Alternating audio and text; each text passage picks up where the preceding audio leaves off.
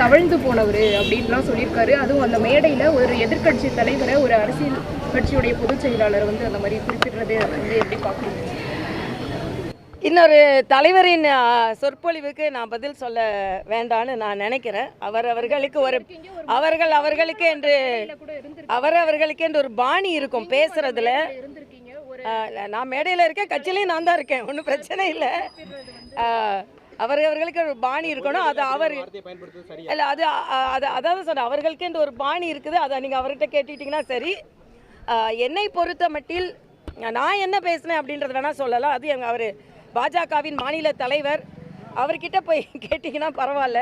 அவர்களுக்கு ஒரு பாணி இருக்கும், அது அவரோட பாணி என்று எடுத்துக்கொள்ள வேண்டியது, அவ்வளோதான். என்னை பொறுத்த மட்டில் தலைவர்களுக்கு என்ன மரியாதை கொடுக்க வேண்டுமோ அது கொடுக்க வேண்டும் என்பது எனது கருத்து.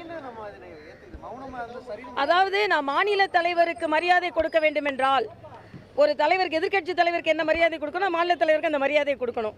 மாநில தலைவருக்கு மரியாதை கொடுக்கிறேன் என்றால் அது அவரது பாணி என்று கடந்து சென்று விடுவேன்.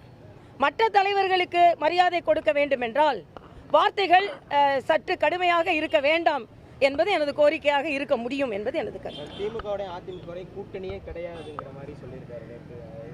இல்லை, அதுதான் அது வந்து உடன்படுறீங்களா? அதாவது அவர் மாநில தலைவருக்கு கருத்து சொல்வதற்கு உரிமை இருக்கிறது, முடிவெடுப்பதற்கும் உரிமை இருக்கிறது.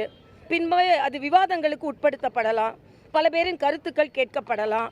அதனால் ஒரு மேடையில் மட்டுமே அது முடிவு செய்யப்படுவது என்பது எனது அரசியல் அனுபவத்தில் அது சரியா என்பது எனது கேள்வி. ஆனால் இதை வச்சு உடனே அண்ணாமலைக்கு எனக்கு ஒரு கான்ட்ரவர்சியை கிரியேட் பண்ணிடக்கூடாது.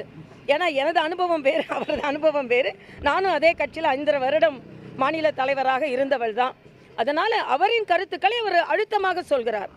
ஆனால் கட்சி ரீதியாக மற்ற தலைவர்களின் கருத்து, நிர்வாகத்தின் கருத்து, இவையெல்லாம் பின்னால் கேட்கப்படும். அதில் எல்லோரும் ஒரு முடிவுக்கு வரலாம்.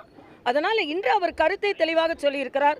ஒரு மாநில தலைவர் ஒரு கருத்தை கேட்டால் அந்த கால பொழுதில் அதை ஏற்றுக்கொள்வது தான் ஒவ்வொரு கட்சியின் காரியகர்த்தாவின் முடிவாக இருக்க முடியும். நான் இப்போ ஒரு சாதாரண காரியகர்த்தா தான். அதனால் இப்போ அவர் கருத்துக்கு மறுத்து பேச முடியாது. வருங்காலத்தில் பல விவாதங்கள் வரலாம். உடனுக்குடன் செய்திகளை தெரிந்து கொள்ள சன் நியூஸ் பெல் ஐகானை கிளிக் பண்ணுங்க.